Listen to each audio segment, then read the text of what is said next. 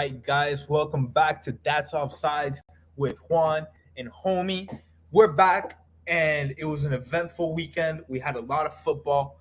Right now, we're in middle of the international break. Well, not the middle of it, the start of the international break. The games are going to be coming up starting tomorrow. There's going to be a lot of games over in Europe, over in Africa, over in South America, North America, Asia, all over the world. We're going to get into that a bit later, but we're going to start by covering the leagues around Europe. So usually here we start with the Premier League, but this time we're going to start with the Serie A. But before we get into it, let me introduce my co-host, Homie. How you doing today, man? I'm been very good today. It's been a long day today with all this rain, so hopefully we get some better weather, but I've been good. Yeah, I mean, it rained goals over the weekend as well. But one person that did not let goals rain over their own goal was no other than Olivier Giroud. I mean, let's get into it. AC Milan versus Genoa. This was a game that AC Milan pulls off by the skin of their teeth, and they did it after their goalkeeper was sent off. So, homie, run us through this one. Dude, so it was a game that went 90 minutes. It was 0-0 through like 80 minutes of the game. And then our American boy, star boy, Captain America, Christian Pulisic, made it 1-0, assisted by another American guy, Yunus Musa. So it was a full-on Americanized Italian team, fueled by absolute eagles and oil. And so after that, we were AC Milan holding into a 1-0 lead.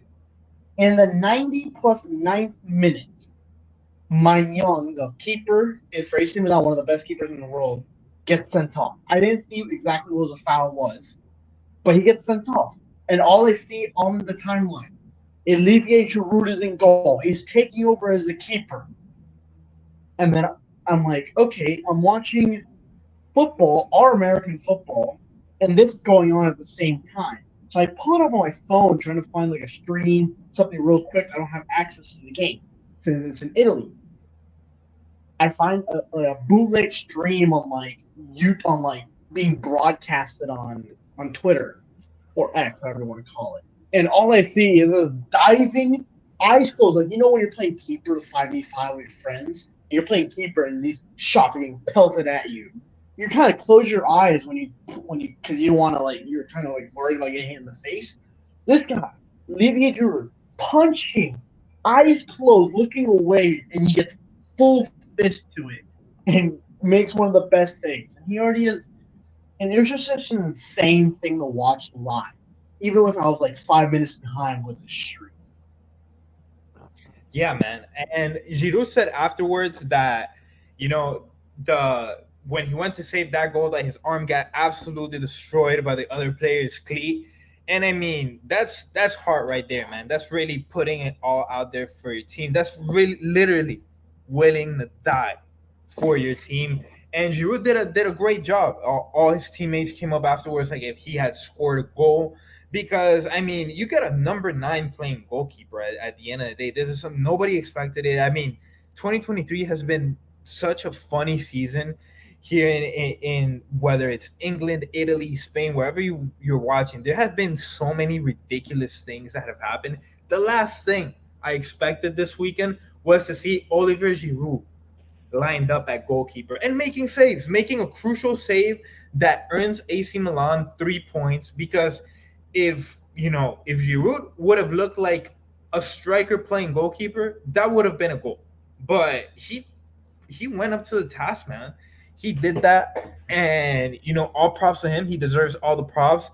Some funny articles, not articles, but some funny things that happened after the game was Olivier Giroud was now nominated as one of the goalkeepers of the week in Serie A.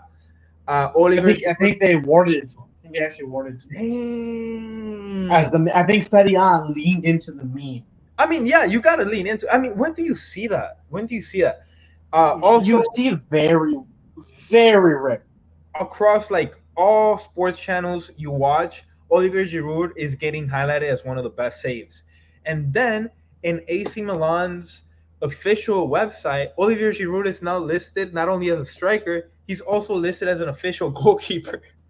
I don't blame him. He officially has more clean sheets than Onana, who's meant to be the 70 million keeper for Man United. Yeah, man. And we're gonna talk about Man United a bit later. I know if you've been listening to this podcast for a while, we had our little rant on Man United a couple podcasts ago, and we got deep into it. But yeah, great job from AC Milan, who by the way, they are leading the table. And homie mentioned the star boy earlier, but Christian Pulisic, apart from scoring the goal that earned AC Milan the 3 points to take the lead, to keep the lead in the Serie A, Christian Pulisic with 4 goals in the Serie A in the 2023-2024 season has contributed to 25% of AC Milan's goals during the season. That is insane. Homie was mentioning in the pregame. Homie, what was Christian Pulisic's stats at Chelsea last season? In 25 or 24 games for Chelsea, in 8 starts, he had 1 goal, 1 assist for Chelsea. Now we're talking about a guy who's still 25. I remember thinking of Christian Pulisic when he was at Chelsea. I feel like he was at Chelsea for 10 years.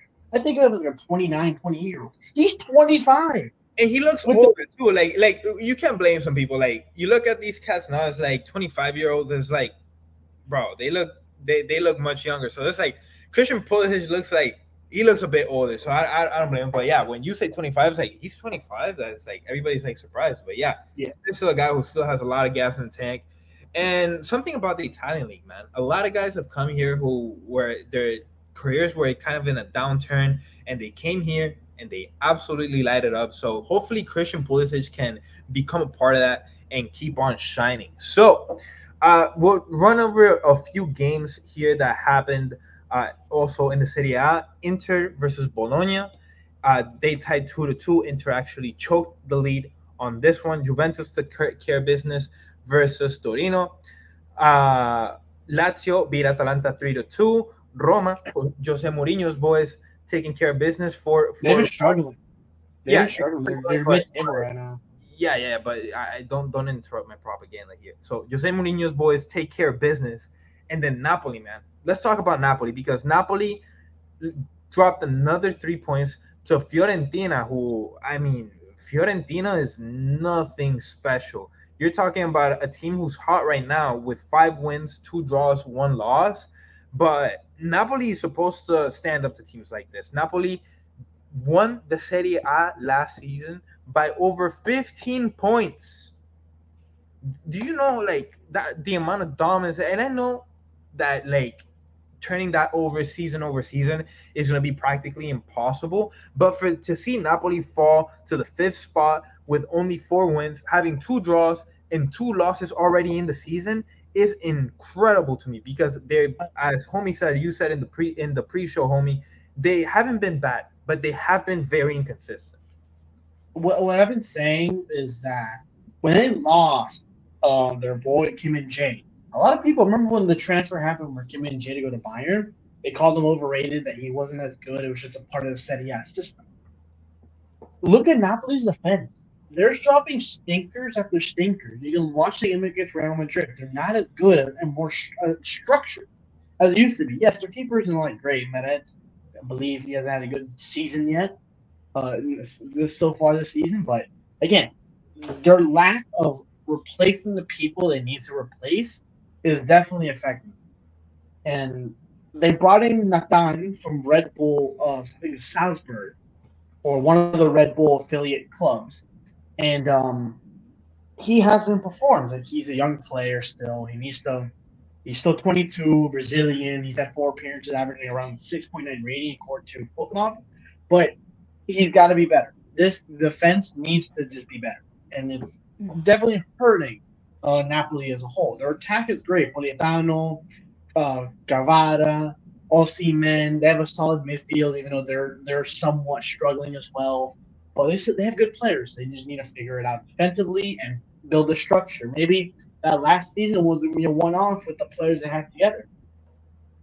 I mean, I could see how the one season is a one-off if you win close by, if you get hot at the end, if it's like streaky.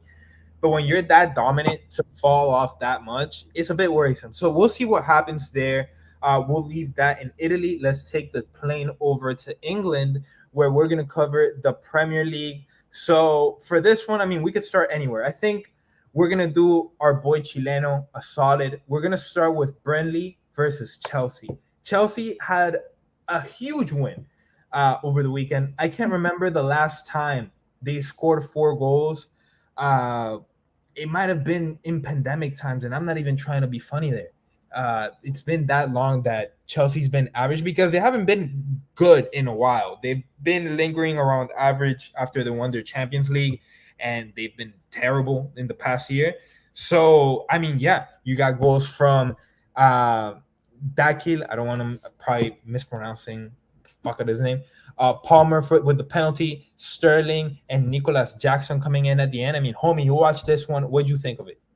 So the game started, and Burnley scored in the 15th minute. They opened up the scoring of the game. And I'm like, oh, here we go again.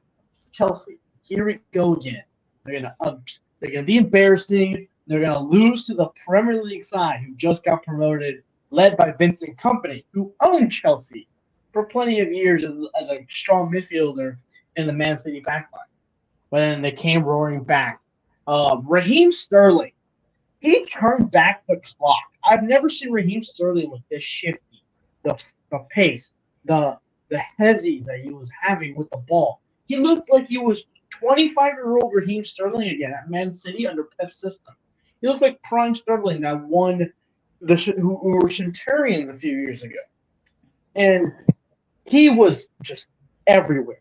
Balls and crosses inside the box, shots on target. And he's actually the one that forced his own goal by the Burnley defense. He had a nice little hezzy on the wing, got outside, put a cross in, hand off right off the knee of that kill the Burnley defense, and just kind of like rainbowed into the back of the net, and the keeper was just out of reach. And that's what kind of like the pace started bringing up. They go into the half of the goal. The one thing you never want to do is concede a goal right before halftime. Those 5 minutes, from the 40th minute to the end of injury time before halftime, you never want to concede a goal because your momentum is gone. And it happened right out. Burnley looked stopping defense. They fouled. I forgot who they fouled in the box. And Cole Palmer, the new guy who stepped up for Chelsea, just a wonder kid from Man City going to Chelsea, slots in the penalty. And then it was over from there. Raheem Sterling, 15 minutes later, he scores off a beautiful through ball. And then Nicolas Jackson, who got, those cheese goals he scored in FIFA where you just pass it across the box from the wing? Nicolas Jackson controlled it, slammed it in the back of the net, and 4 goals appeared like nothing. So I want to be happy for Chelsea's win, but I also want to call this out. From the teams that came up from the championship, 3 teams came up. The last 4 places, all 3 teams are there. So Luton is in 17th place. Burnley is in 18th place. And Sheffield United is in 20th place with only 1 point. Between all championship teams who came up to the Premier League, they've gave up 57 goals and have only scored 19. So 19 goals for, 57 against.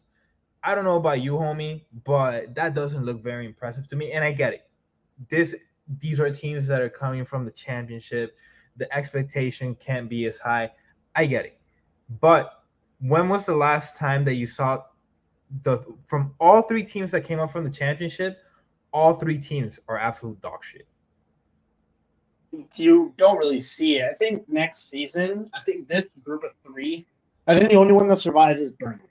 Luton, I think, go down. I think Bournemouth both go down. I think Burnley's the only one who's going to stay up, and it's going to be barely. Because Everton shambles. Even though they have something, they have 2 wins in their 3 games. But this is the thing, homie. Like, yes, Everton is shambles, but look at them compared. Everton have given up 12 goals. Burnley have given up 20. Yeah, and Everton have scored more goals. Do you see Burnley getting better over time? I don't know, because they are working with a young and still inexperienced coach in Vincent Company who showed a lot of promise in the championship. He looked dominant. Burnley looked very good. I expected them to be better. And they're not much better than Luton. They're not much better than Sheffield United. In my I think opinion, I think they're much better. Sheffield United is bad. They're bad. Like I think Luton's better. but when you I know maybe what you're. overalls played, but look, Sheffield United's giving up 22 goals. Yes, I get that they're only drawn one game. They've won zero. But I mean, Burnley have won one game. Like that's really the difference there. It's one game. One game between these teams, and we'll see if it gets better. Burnley's supposed to be the team of promise. I expected Burnley to at least come in here, be a mid-table team off rip, given off how dominant they were in the championship. I was wrong. Especially because Everton looked very weak. Bournemouth looked very weak at the end of last season, and even Wolves, who right now they're battling, they're keeping in it. So we'll Yeah. see how it So goes. But in my I opinion, think it's very disappointing. as of right now, I think we have solidified our bottom five. Like I think Brentford, they've been drawing almost every game against the big teams and small teams and mid teams. Wolves will figure it out. They have talent. Nottingham Forest have talent. They'll figure it out. And then anyone else above them have talent enough to stay up. I think the bottom five, we have three of those going down. So 100%. But this, It's gonna as be it doesn't matter. It doesn't matter what team you beat as long as you beat them, and it can be confidence. You never know how teams can react and how players can react with a little bit of confidence. So let's make predictions right now. I think out of all three teams, I think Bournemouth is supposed to go down, and I think Everton's supposed to go down. But the championship teams are so absolute dog water that I think Bournemouth and Everton both stay up this season, just given how bad the other ones are. Because they're literally not gonna. It's gonna be impossible for Bournemouth and Everton to be worse than Luton Town and Sheffield United. Burnley, we'll see, but I think Burnley That goes. you see Everton, but they're the only team to give Sheffield United a point right now. So they can play as bad as the worst team in this league. So I think this is how it's going to be. Sheffield United's going to finish bottom. Either Bournemouth or Everton will go down, and then one of Burnley or Luton will go down. I don't think we both Burnley and Luton. I think Burnley's going to survive one more year. So I'll say 20th Sheffield, 19th Luton, 18th Bournemouth. That's my order for the bottom three. And we can put it on paper. So at the end of the season, we can choose the most accurate. And we'll get one from Chileno, once we'll message him and ask him. All right. Well, my three, no specific order. I think all three championship teams go down. In my opinion, I've never seen all three teams be absolute dog water. At least one of them was always decent. But all right, moving on to the next game, homie. We're gonna let you break this one down. West Ham versus Newcastle. West Ham, a team that last year made a lot of noise, and this year they're making another push. What do you think of them so far? So I actually like how this team plays. I still would keep saying we need a striker over and over until Mikel Antonio is not our starting striker. I don't know who can we even get at this point. I don't know who's available. Maybe Leeds want to let go of Nonto, but he's been struggling for Leeds. So I don't know how it's going to be. But today, we did not play very well. And I'll say that confidently. Bowen didn't really look like himself. Paqueta didn't look like himself. James Ward-Prowse and Alvarez, they were solid. We had a lot of solid performances today. Through the first half, we were very good. We had a 1-0 lead, and we're just holding on to it. And they were just we had I think 4 or 5 shots all game. I think so. We weren't very attackive once we got an early goal, so we weren't very attackive through the first half. But we were limiting Newcastle shots. They only had like 3 shots the whole first half, so we were very limiting Isak, Almiron, all other dangerous players. We were limiting them. Then the second half came. We're still holding a 1-0 lead, and then we got sloppy defensively. Isak literally walked into the box, got a cross, and scored twice in 5 minutes. Boom, we were down 2-1. We had to get on the aggressive.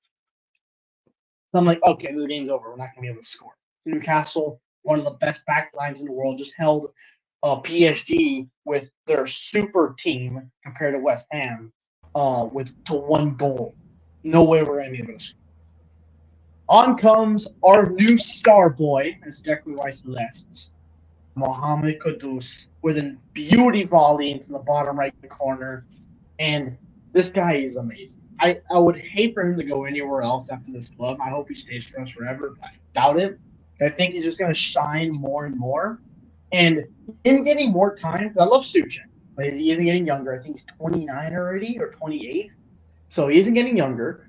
Um, Paqueta might be on the way out, so Paqueta might be his replacement. Pa who? Oh, what? Pa who? Paqueta. Paquetá. Paqueta, Paqueta, however you want to say it. There's like 5 different ways of saying his name. The dancing merchant. You want me to call him that?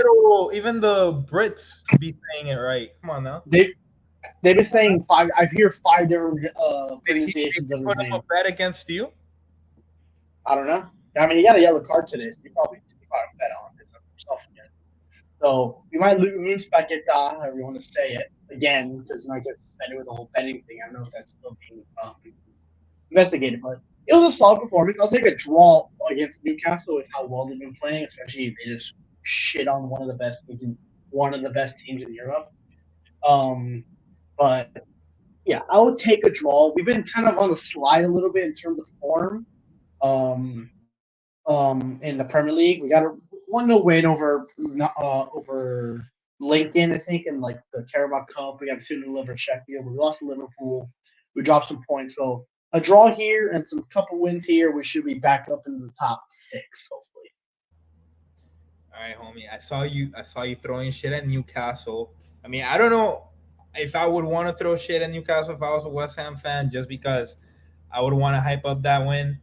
But I mean, you call them sarcastically one of the top teams. You know, some teams play Sunday to Sunday. Some teams play in the middle of the week. That's all I'm saying. We're playing in the middle of the week Versus who? with Liverpool. Against Freiburg. All right, you're lucky I can pronounce that. All right, you're lucky. I got you. What about next week? Let's see who our next opponent is. Olympiacos. All right.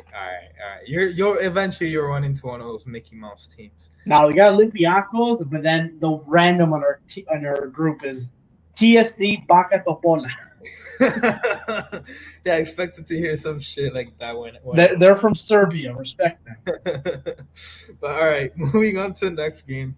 Arsenal versus Man City. We'll cover this one quickly, just because we'll be honest with you guys, we really didn't tune in that much. But I'll say this much: the game sometimes comes down to luck, because Martinelli scores off a deflection where the keeper wasn't gonna be able to do anything about it. And if we're running you through the stats, this was an overall boring game, but you could say Arsenal deserved it.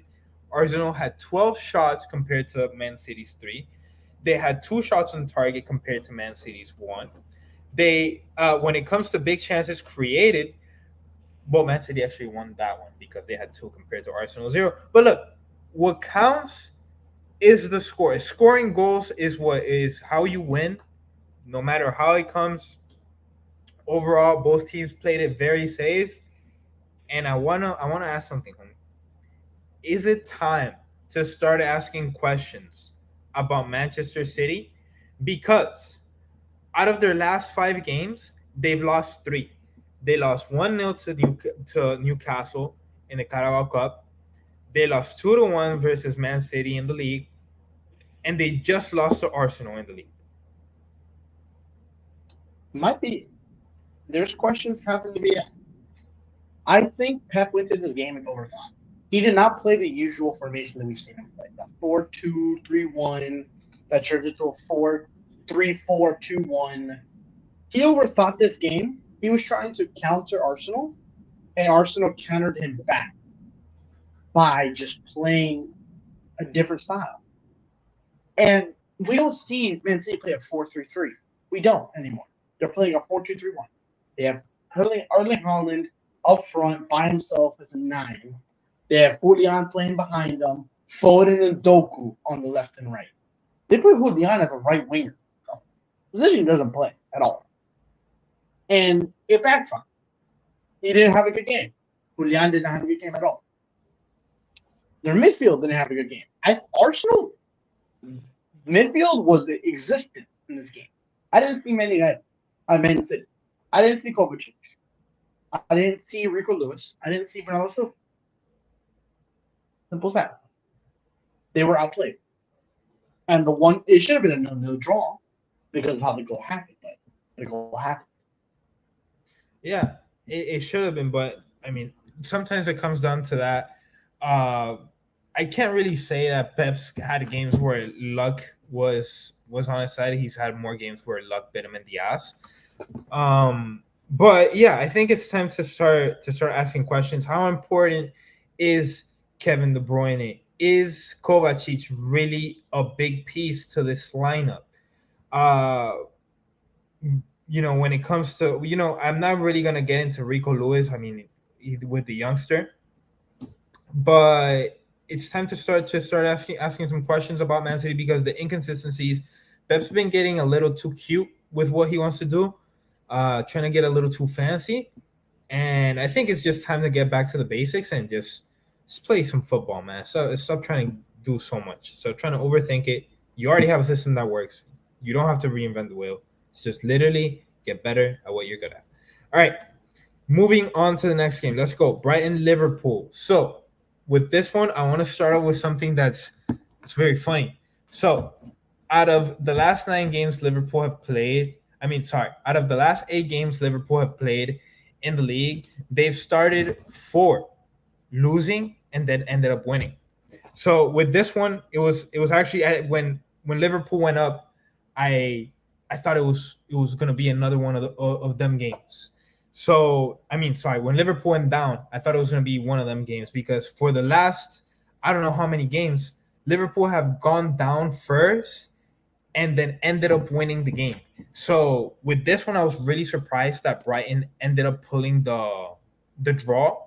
I thought this one was in the bag. Homie, what'd you think? So with this game, Alisson did not have a good game. Both goals, I think they're preventable, 100%. With he had a 4.9 according to Fall, but not even a rating. I watched this game. The first goal, completely preventable if he's in the right position. Also, if Van Dijk doesn't deliver a hospital ball to McAllister. So McAllister was surrounded by 3 players like a triangle, and he just gave him here, have the ball, and he just gets intercepted. What like a soft pass to McAllister, getting set up to fail. Then he didn't even get a chance to touch the ball, and Alex just completely out of position, curls it around him, easy goal. They go 1-0. Wait. Let me cut you off because I think it's not even a mistake. I actually want to give props to Simon Adingra because that's a hustle play of all hustle plays. Like that's honestly like you can't. McAllister's not expecting to get pressured with that much intensity in the 20th minute when Brighton and Liverpool just starting to feel each other out. So I want to give full props to this kid, only 21 years old. He was hungry. He wanted it. He went and he took it. He took it 100%. So and then Liverpool instantly, like without skipping a beat, 20 minutes later, they had 2 high press goals. One where it was a mistake pass. I think Gravenberch picked it up in the midfield, or it was Szoboszlai. Got it forward to the Nunez. Nunez found it to Luis Diaz. Passed it up to Harvey Elliott, who left it for Mo Salah, but he's had a better angle. Scored instantly. 5 minutes later, another high press, still off the defense. Nunez lays it off for Szoboszlai. Szoboszlai gets pulled down from the back of his shirt. Penalty. Salah makes it 2-1. I'm like, 2 goals before halftime, and this game's gonna be wrapped. Right, come back. 80th, 78th minute, 80th minute. Lewis dunk. Solly Marshall, a beautiful quick crossfit dip. I think I counted there were like 3 players that could have stopped. Andy Robertson, who went up to like deflect it with his foot and maybe punch it out, hit it up in the air. He stopped midway to not go for it. Van Dijk could have stepped in front of Lewis dunk and just stopped any cross, or Alisson could have just stepped up because the ball was maybe 5 yards away from him. With the ball whipping in, he could definitely stepped up, dove, caught the ball. I know his talent; he could definitely do it. None of them happened. It just bounces off Lewis Dunk's like shin or ankle and just goes straight into the back of the net. And I'm there stunned. Like, how do you have a world class keeper, a world class fullback, and a world class center back all decide I'm not going to go for the ball. Someone else got it. Come on. Yeah. That was bad, but you want to focus a bit on some criticism. I want to get some props. Mo Salah has really been looking like himself, scoring 2 goals in this one, earning the man of the match according to Fought Mob. And for this one, he was in a bit of a dry streak away from home. This was the first game that he scored away from home this season in the Premier League. So that one, yeah, I want to give some props to Mo Salah because especially last season, he ended up in a bit of a bad streak. So he's been doing good this season. He's been looking back to form, and you're talking about a player who's 31 years old, who's really catching fire. So props to Mo Salah. Yeah, 100%. And still one of the best wingers in the world, despite him being at 31 years old. People are trying to call him washed. He ain't close to washed yet. Not close. Yeah. All right. So that game was that. Let's run over a few more scores that happened over the weekend.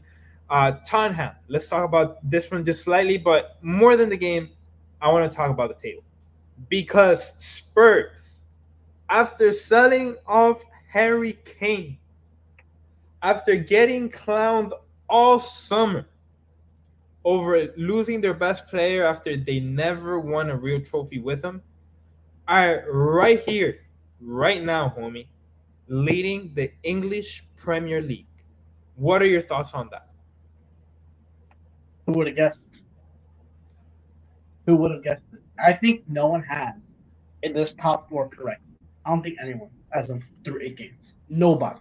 And if they do, they're liars.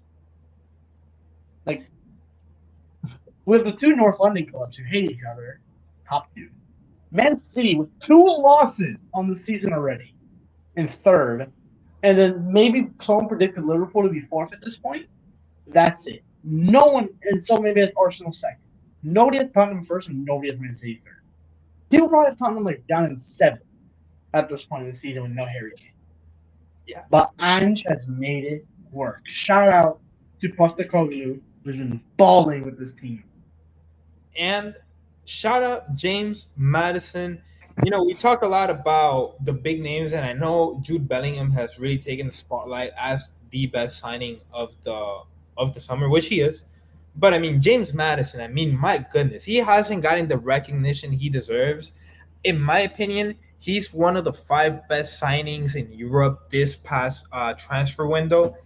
It's incredible. The goals, assists, playmaking, creativity, set pieces, the amount of impact that this player has afforded to the Spurs team is amazing. Amazing because, when you look at James Madison, obviously we all knew he was a good player. But when it comes to being a true number 10, which he wears the number 10 and he deserves that number 10, he's playing as a true 10 and having that type of impact, being the leader. He's the new kid on the block, and he's the leader of that team, man. He's the leader of that team. The team goes as James Madison goes. And I do want to talk about the game a little bit. Luton, I'm assuming you've heard us say this. Luton deserved a point or the win. They had the amount of chances they fluffed, put off target, couldn't get on target is sad. They had, let me see, 12 shots, 2 big chances, both of them missed, and they were just there. But football is played on grass, and they just couldn't put it past the keeper. Vicario had another great game. It was another underrated signing by Tottenham, who was turned into one of the best keepers in the Premier League this season. And it's incredible. Luton deserved a point or two. They should have been up 1-0 before halftime, where they had a cross go into the back post, and they just fluffed it, and it should have been a goal. They had another one where Woodrow, the one guy I remember from the game from the highlights, he had a ball go over the top, one-on-one. He fluffs the first touch, so he has to make an off-balance second touch shot, and it goes softly rolling to the keeper, and it was just sad because he knows it's one of the best chances. And another thing, the atmosphere in that Luton Town Stadium is something. It's incredible. Like you hear both sides of the whole game. It's fun. If you want to watch some just good crowd noise, you just watch the game. That game, it's incredible, great atmosphere. But other than that, I can't give the atmosphere 3 points to lose. Yeah. Yeah, Luton, man, they would be such a cool story. And they just got by the skin of their teeth last season to make it to where they are now in the Premier League. But I mean, reality catches up to us all, and you can't feel too bad for them. It's not like the Premier League it just sends these new teams out to die. They get a really nice budget increase over the summer. It's just hard to get players in the building when you're the new kid on the block. You have something to prove. It's a lot of moving pieces. And Even Luton have not been. Oh my bad, my bad. go ahead. Luton haven't been poor this season. They haven't been completely destroyed this season. They have recently. They lost 2-1 to my Hammers at home. They lost to Fulham 1-0. They drew to Wolves 1-1. They beat Everton 2-1. They lost to Burnley 2-1, and then they lost to Tottenham 1-0. They've been fighting very hard, and I think eventually it's going to break through for more draws and maybe a win. They play Nottingham 2 weeks from now, due to the 10 days from now on October 21st, which is a team that they can definitely get a point off, and any little point helps in the relegation battle. Any. They'll continue to scrap and fight for points, and that's why they have a possibility of staying up. Yeah, definitely. And especially because it's going to be so close within those five teams that we mentioned earlier. I think, homie, with those five teams, you got it down perfectly. And each point is gonna count because I think it's gonna be a gap at the end of the season between the mid-table and the relegation zone. Is gonna be quite a big gap, and it's gonna be between those. And like you said, every single point Yeah, counts. and then in relegation, a 3 point gap is huge because not a lot of wins are happening between these teams. There's a lot of draws and losses. So a 3 point gap is bigger than what a 3 point gap would be in a title race. So it's a lot more intense because it could be a draw here and a loss, boom, 2 point gap. So there's a lot more into it with it. So it's a lot of fun. All right, so let's move on over to Spain. We are going to talk quickly about our teams. We're going to run it down really quick, but I mean, homie, I'm gonna let you go first because man, it's lonely at the top. It is kind of lonely for y'all. I think Girona is giving y'all a nice little title race right now. Barca decided to not play for the first half an hour. They came out, they went down 2-0. In 17 seconds, we were down 1-0. And this was American football time. The Barca game was at 3 p.m. I think it was our time, 3 p.m. Eastern Standard Time. So it was at the end of our team that's local here in Miami for the NFL. And so it was at the end of the game. I was kind of keeping an eye on the Bucks game. All I saw, we were down 2-0 after I finished the NFL game, and I'm like, okay, I have to watch this team now and be depressed after a big win. And then right before half, I thought we would get some momentum. Lamine Yamal gets his first ever goal in La Liga and becomes the youngest goal scorer in La Liga history, which is awesome. And so I'm like, okay, we're going to be right back into this. We'll expose this low block real quick, and we'll get the full 3 points. Nope. And then the guy who I've hated for so long, Sergio Roberto, comes in and scores to make it equalizer in the 85th minute. Great goal from Alejandro Balde, or Alex Balde, however you want to say it. And we found an equalizer. Great cross from Balde, right into the heart of the box, right here in the middle, and then a nice little touch after a couple of deflections. So it was just, I don't know how to feel about this anymore. They could be so dominant to a team and then just allow dumb goals, back-to-back dumb goals. And I feel like you experienced this last year with Real Madrid. They're a good team, they can dominate teams, but then they'll allow a dumb or two dumb goals back to back and just feel themselves in a hole by themselves. Yeah, man. I know last season it was very frustrating, and I mean, we'll see what happens with Barca. I think you guys were really lucky to get away with the draw and at least salvage a point because Barca's been looking very very inconsistent lately, and you guys had a lot of hype for Lamine Yamal, and like you said, he becomes the youngest goal scorer in La Liga. But I think it's time for Xavi to start looking at more of the vets, and when it comes to really making a point, because Barcelona are supposed to at least do better in the league because this is their tournament. Like their bread and butter is this. Madrid's bread and butter is usually the Champions League knockouts. So, I would like to see Xavi because I feel like Xavi just dug his heels into proving himself right that Lamine Yamal is good, and he is good. But would you be better off with a veteran there who's like, I won't even go to the skill, but that mentality of like being there, done that, knowing where to go in certain positions of the game. Situational football. It's all about situational football, especially in tight games that Barcelona's playing. So we'll see what happens. We'll see if I mean, it doesn't works help. out. De Jong's hurt until late October. Pedri is doubtful right now. He's just coming back from his muscle injury. Rafinha has an hamstring injury. He's out until the end of October. Noah just picked up an ankle injury last game, and he's gonna be out for unknown time so far. Galvi just picked up an injury with the Spain national team in training. So it's just a list of injuries right now that we're dealing with as well.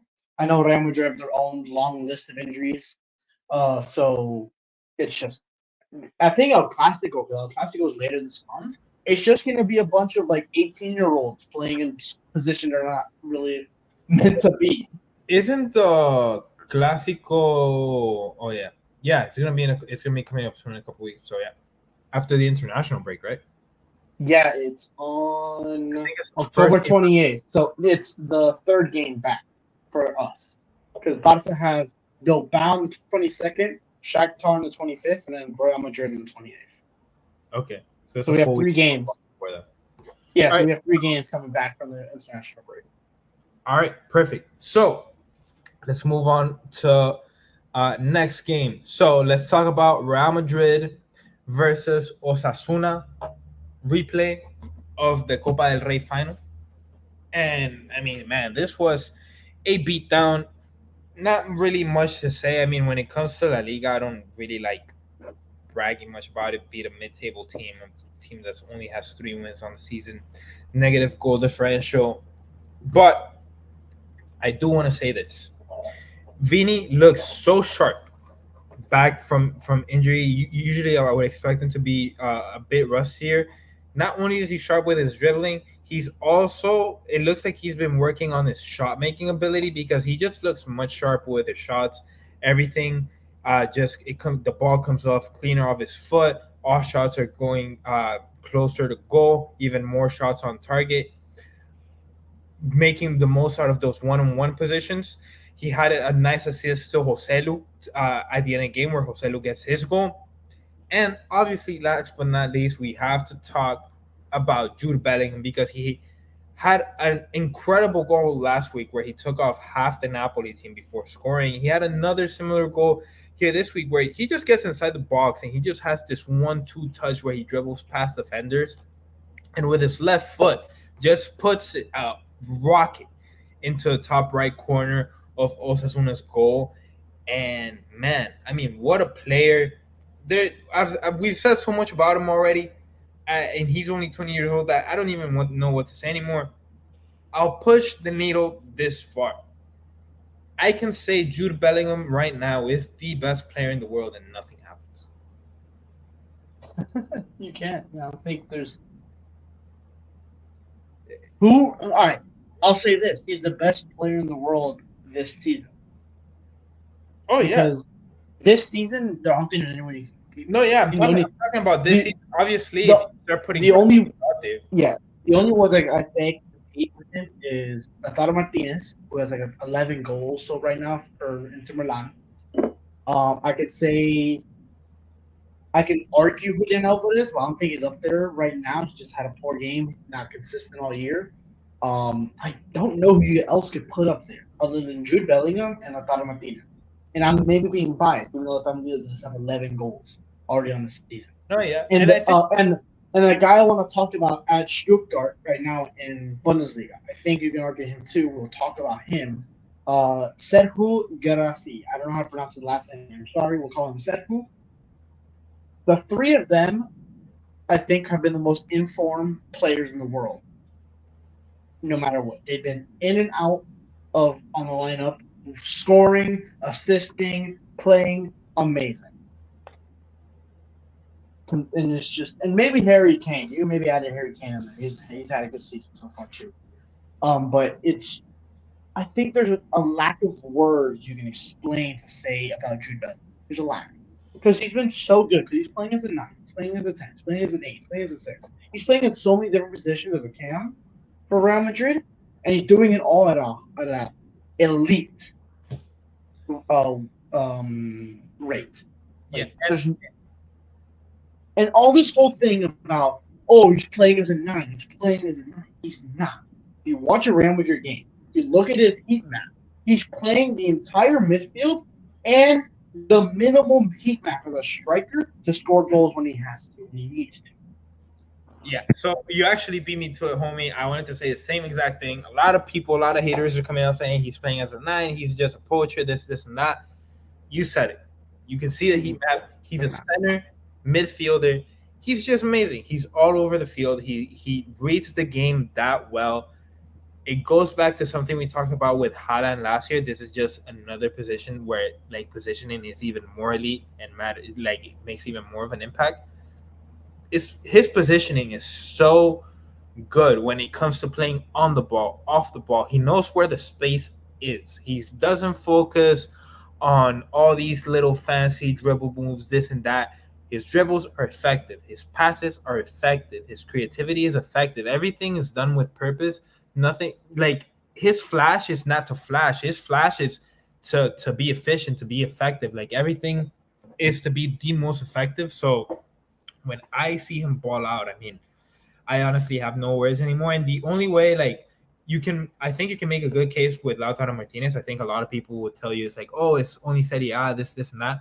Lautaro Martinez is playing at Inter Milan, who's also playing in the Champions League, but Jude is doing it. Jude is la está rompiendo in the Champions, in La Liga, and I'm not sure if they started playing the Spanish Cup yet, but he's gonna break it there too. So that's what would edge him out over Lautaro, in my opinion. And yeah, man. I mean, because usually the usual suspects, Erling Haaland hasn't had a great season, really lackluster and in big games has not been there. And Kylian Mbappe, very inconsistent. Has been there in some games, has been a complete ghost in others. Last week in the Champions League, he received an absolute embarrassment from Newcastle. Didn't do anything about it. Absolutely. And with our Clásico very soon, it's going to be very exciting. With hopefully by then we have some injuries clearing up. I don't know. I don't know if you guys have any lingering injuries as of now. I don't know if you guys just have long term. It was Arda Guler that like came back and got hurt again. Yeah, but who else? Does anyone other than Militao who's out for the year? Courtois out for the year. Yeah, it's just her big injuries because I mean Vini's back, and then I think Alaba's out Alaba's out because he's had some like issues. Bro. Okay, so hopefully Barca, I think through the international break they're going to get a lot of rest for their players. So hopefully Pedri, Gavi, and Lewandowski are all back, as well as Frankie De Jong and Rafinha. I think Barca, if they get their full injuries back, they're going to be the more stronger team in terms of having their starters. But it's still going to be such a tight game. I don't know. This game might be. I don't know how this game's going to go. I think once we're in the build up for the Clásico, we'll have more of a picture of how the teams are going to look. So when we do that in about 10 days, we'll see how it is. So we'll see. I think in 2 weeks. 2 weeks time is going to be a perfect time because we're right before Clásico and we just covering the Champions League in 2 weeks time. So it's going to be perfect. Yep. So let's get on to our next topic. So as you guys know, we are in the international break. And I mean here. Hold on. Before we go into national break, I do want to highlight one guy who I mentioned earlier, Serhu Gerasi, striker for Stuttgart, just signed for Stuttgart this past season. He's at 13 goals, top goal scorer in Bundesliga, who has a lot of tough competition with Harry Kane. 13 goals in 7 games for Stuttgart has them second to the table behind Xabi Alonso's Leverkusen and a 1 point ahead of Bayern Munich. This is a league to look at again. Leverkusen, Stuttgart, Bayern, Dortmund, Hoffenheim, Leipzig, all 5 points within each other to start off the season. I know it's early, but we said this early. We said this last year around this time. It's only early. Bayern's gonna run away with it. Bayern have looked human still. They still look kind of human. Keep an eye on it. I think this league is going to continue to impress people, and the style of play is just fun to watch.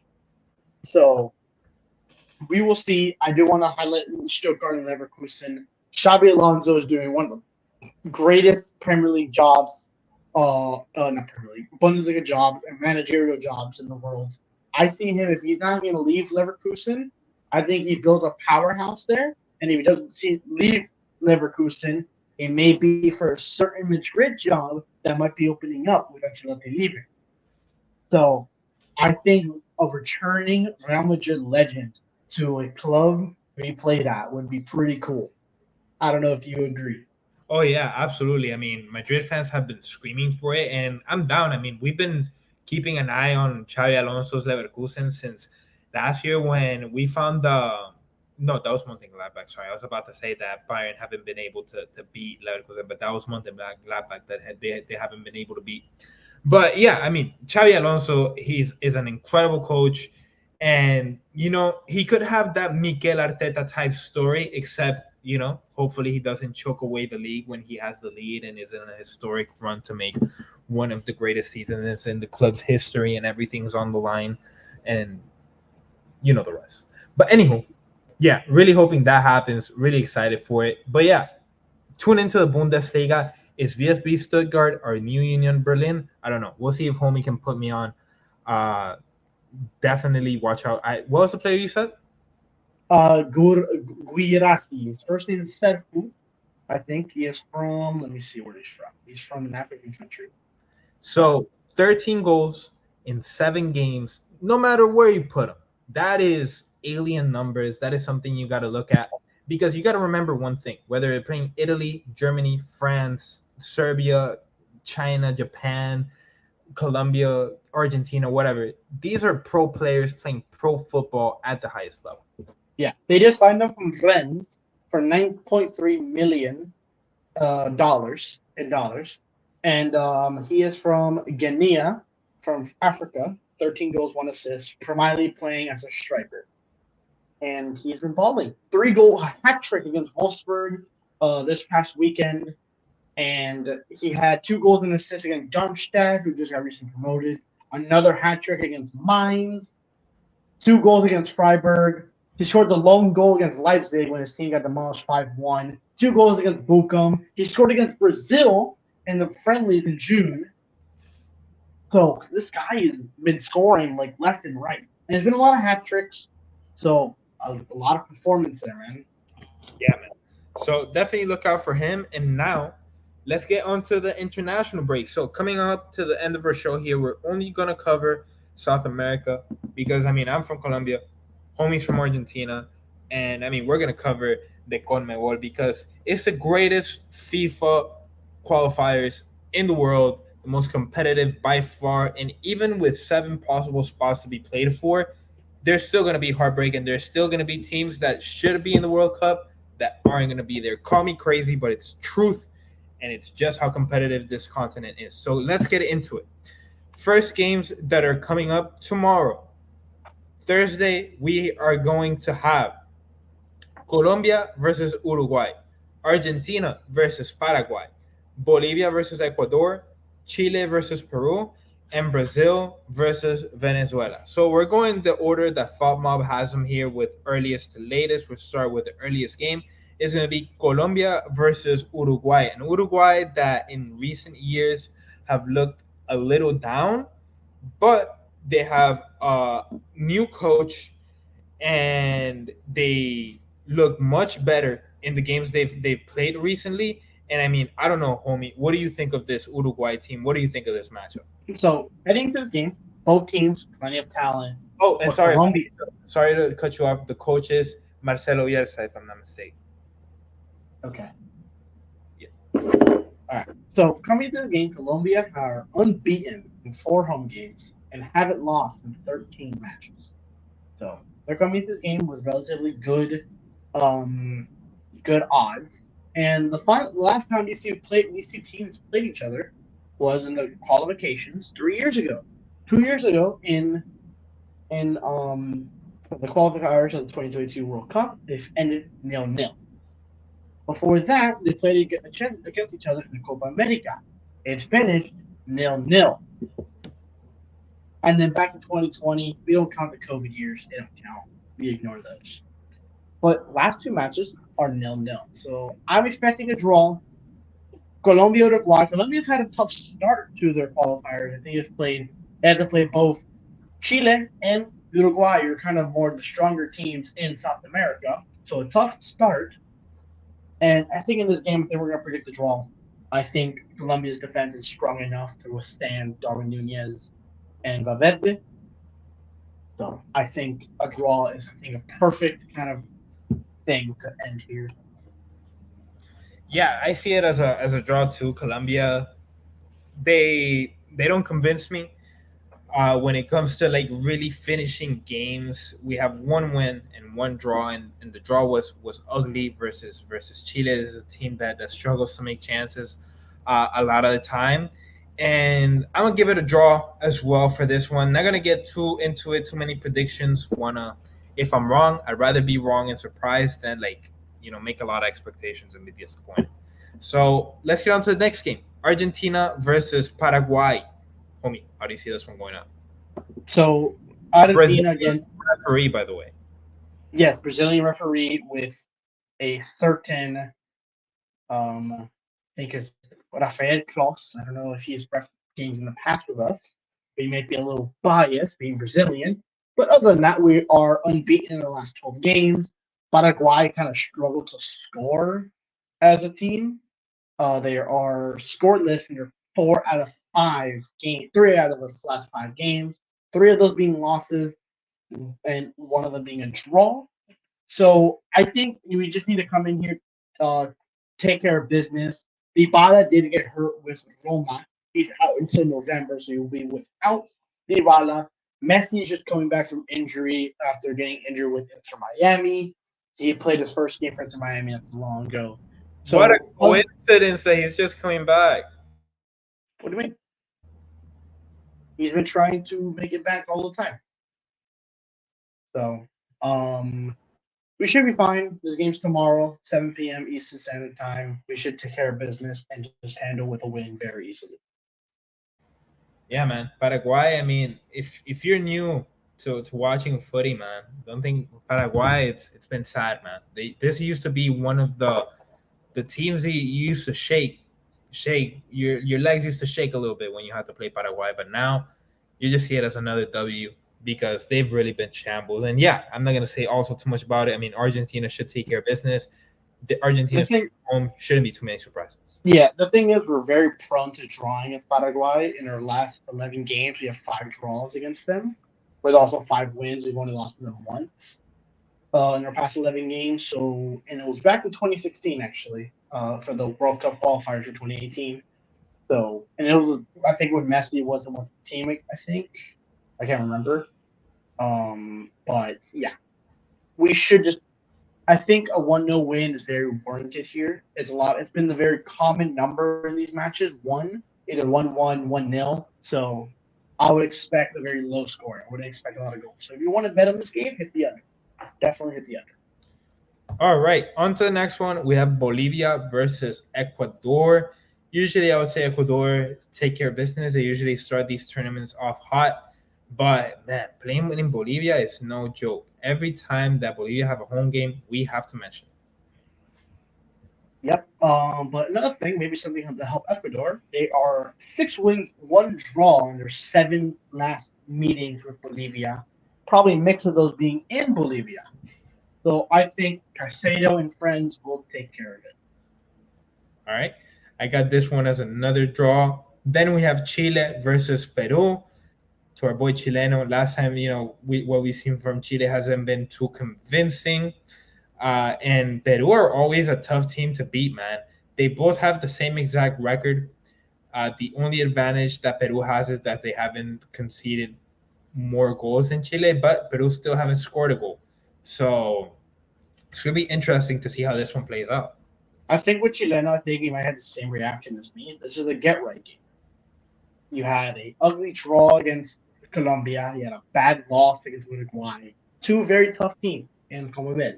This is a get right game. If you want to prove that you are a World Cup contending team, you have to win this game convincingly. You can't be scraping past these teams. They have a good record against Peru. 9 wins and 4 losses in their past 13 games. They have to take care of business. This is the business trip for them. At home, I think they are in as well. They're at home. So at home. So take care of it. March into your own house. Play with the crowd.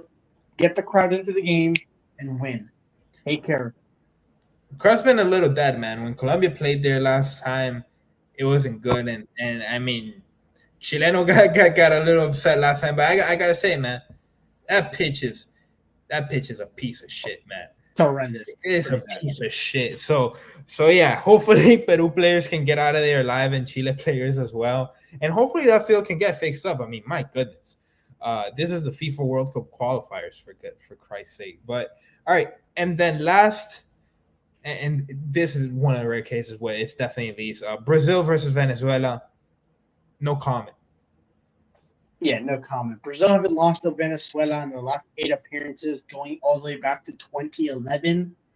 So, yeah, even with injuries, Neymar, I think, had something personal happened to him. Rafinha is probably going to be out for this game. Vanderson is going to be out. So, I don't care how many injuries they have. This team is so deep. They're going to be World Cup contenders again, World Cup final. One of the highest odds to win the World Cup in 2026 anyway, despite how overrated they are.